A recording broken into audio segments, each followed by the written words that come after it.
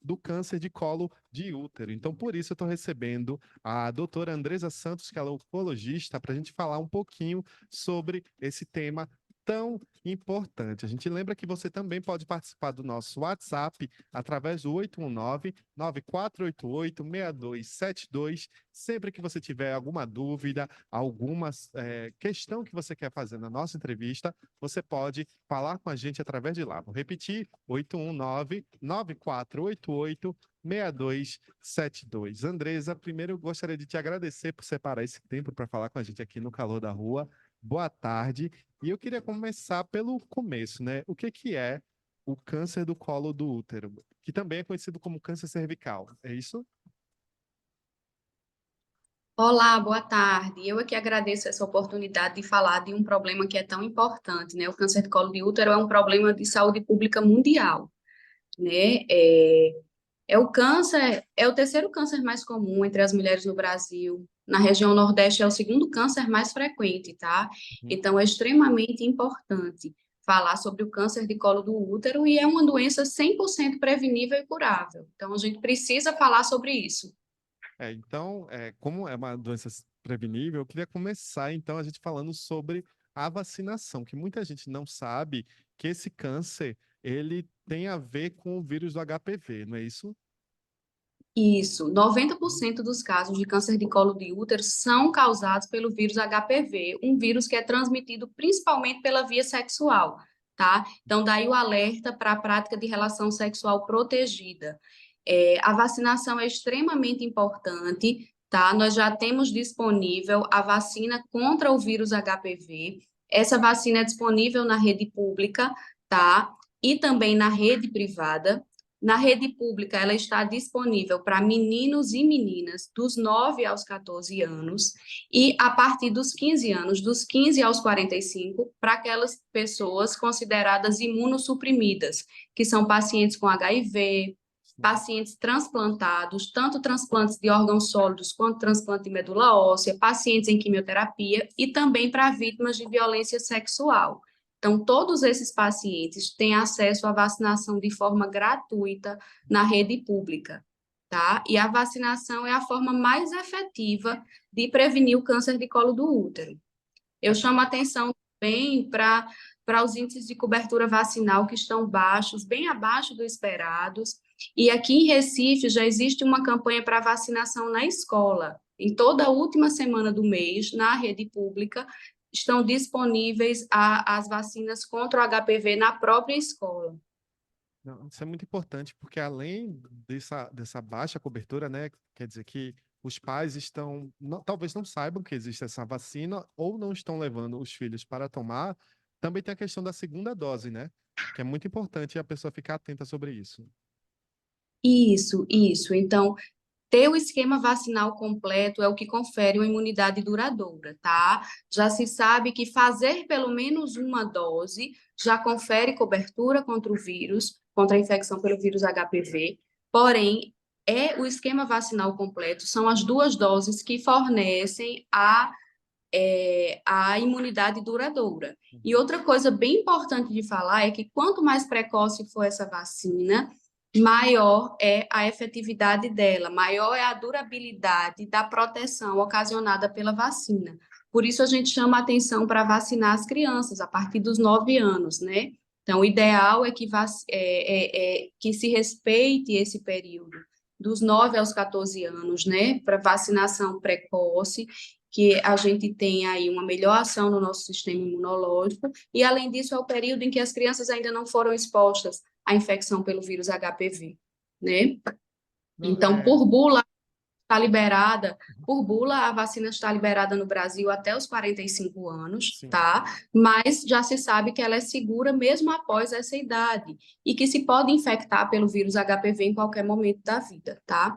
Então, 80% das pessoas elas se infectam, 80% da população sexualmente ativa, ela se infecta pelo HPV antes dos 45 anos de idade. Por isso, estabelecidos esses grupos prioritários, né, para vacinação. Porém, a vacina pode ser feita após essa idade e é disponível também na rede privada, para quem possa pagar após esse período. Ela é segura. também, mas ressalto que o quanto mais precoce for feita e antes do início da vida sexual, melhor.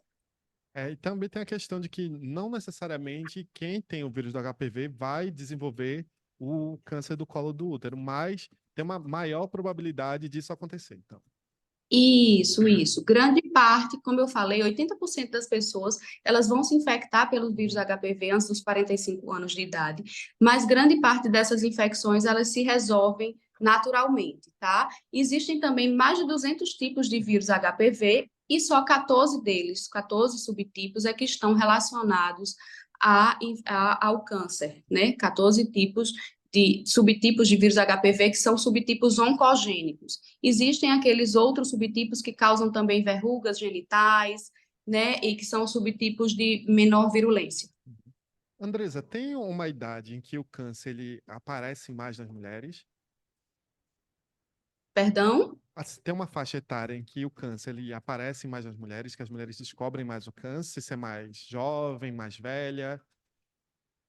Sim, o câncer de colo de útero, a mediana de idade é a partir dos 50, mas isso é a mediana, né? A gente Sim. tem pacientes de todas as idades acometidas pelo vírus HPV, e ele é menos comum em pacientes idosas nesse momento, mas a expectativa é que ao longo dos anos, as mulheres idosas, elas passem a gente tenha, com a vacinação, com o aumento da cobertura vacinal nos pacientes mais jovens, que no futuro a gente tenha o aumento da incidência nas pacientes idosas, né? Então, considerar que essa população também é uma população que a gente precisa estar vigilante, já que é um vírus de transmissão sexual e pode ser transmitido em qualquer momento da vida. Então, doutora, uma coisa muito importante Tá? que também. Uma outra forma de prevenir o câncer do colo do útero é através do rastreio, né? O É isso Ministério que eu ia da Saúde, perguntar. exatamente, o Ministério da Saúde preconiza que o preventivo do câncer do colo do útero, que é aquele exame que permite a detecção de lesão na fase pré-maligna, antes de virar câncer, ele seja realizado em mulheres dos 25 aos 64 anos, prioritariamente, tá? E a recomendação é que se faça após 2 exames consecutivos com intervalo de 1 ano, que estejam normais, que esse exame seja repetido a cada 3 anos, certo? E como eu falei, é até os 64 anos, mas isso precisa ser avaliado individualmente. Mulheres acima de 64 anos, com vida sexual ativa e com exposição a novos parceiros, também precisam ficar de olho e não necessariamente saem do rastreio. Uhum. E para saírem do rastreio, precisam ter pelo menos 2 exames consecutivos normais. Se tem 64 anos ou mais de 64 anos e nunca fez um teste, nunca fez um Papa Nicolau, nunca fez um preventivo, precisa fazer e só sai do rastreio após 2 exames normais. Mas e sintomas? Existem alguns sintomas que as mulheres precisam ficar atentas em relação ao câncer do colo do útero? Isso, existe sim. Então, o ideal é que se faça a vacina para Uhum. prevenir a infecção, é que se faça o preventivo para detectar a lesão na fase pré-maligna, mas para quem não fez isso, tá? Ficar alerta para dor na relação sexual e sangramento uterino anormal, fora do período menstrual. São os principais sintomas do câncer de colo do útero já estabelecido. Então, a gente não quer que chegue a esse estágio, a gente quer que a população previna através de vacina, que a população detecte precocemente através do Papa Nicolau, mas se isso não for possível, ficar alerta aos sintomas, como dor na relação sexual e sangramento fora do período menstrual, que são os 2 principais sintomas relacionados ao câncer de colo do útero já estabelecido. Eu li uma coisa que eu achei muito importante, que como é um câncer que acomete mulheres com mais de 50 anos, nos maiores casos, geralmente elas estão passando pela menopausa, né? Então, se tiver um sangramento nesse período, já é algo para você ficar atenta e procurar logo uma ajuda médica. Isso. Ficar alerta para sangramentos uterinos anormais. E o tratamento, doutora, depois que faz toda essa cadeia e por acaso a mulher ela é diagnosticada por esse câncer, qual é a forma de tratamento? Então, existem várias formas de tratamento que vão ser aplicadas a depender do estágio do diagnóstico, né? Pacientes com diagnóstico de doença precoce, né, menor que estadio 2, elas podem, com a doença restrita ao colo do útero e tumores pequenos, elas podem ser tratadas cirurgicamente. Para pacientes que têm uma doença um pouco mais avançada, tumores maiores no colo do útero, tumores que já acometem os gânglios regionais, são tratadas com quimioterapia e radioterapia. E para os pacientes com doença metastática, que felizmente é uma minoria dos casos, não é a vasta maioria, que é quando a doença já se espalhou pelo organismo, a gente já tem opções de tratamentos como quimioterapia e até mesmo tratamentos modernos como imunoterapia, tá? E isso tem aumentado muito a sobrevida dessas pacientes. O Muito, grande problema que nós temos é o custo relacionado ao tratamento, né? A maior parte das pacientes com câncer de colo do útero é tratada no sistema público de saúde, onde algumas opções de tratamento, como por exemplo a imunoterapia, não é disponível. mas esse câncer, se for, ele tem alguma probabilidade de cura maior descoberto antes, obviamente, né? Claro, claro. Se diagnosticado precocemente, as chances de cura são muito maiores. Então, é por isso que é muito importante a gente falar sobre a ida ao ginecologista, né, para fazer o exame preventivo. Você que nunca fez esse exame, procure uma ajuda médica para começar a fazer com regularidade, porque quanto antes você descobrir se tiver o câncer, mais chances de cura você terá. Doutora, a gente está se encaminhando aqui para o finalzinho do programa, mas eu queria que você deixasse um recado para todas as mulheres que escutam a gente em todas as fases da vida da importância de ter esse cuidado consigo mesma. Tá. Então, o primeiro recado que eu tenho aqui, eu acho que é o mais importante deles, é para as mães, tá?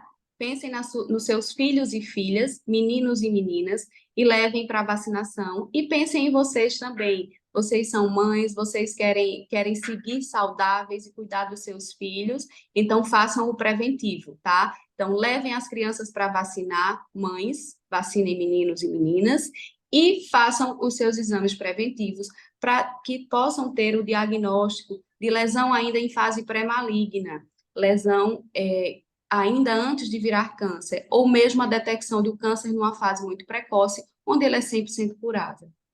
Então, eu queria agradecer a doutora aqui, Andresa Santos, que ela é oncologista, para falar, veio aqui conversar com a gente sobre o Março Lilás, essa prevenção do câncer de colo de útero, que é muito importante, que é, como a doutora falou aqui no Nordeste, é a segunda que tem mais acometimento nas mulheres aqui no Nordeste. Então, mulherada aqui do Nordeste, de Pernambuco, Recife, bora se investigar, se cuidar e começar a olhar para esse câncer também.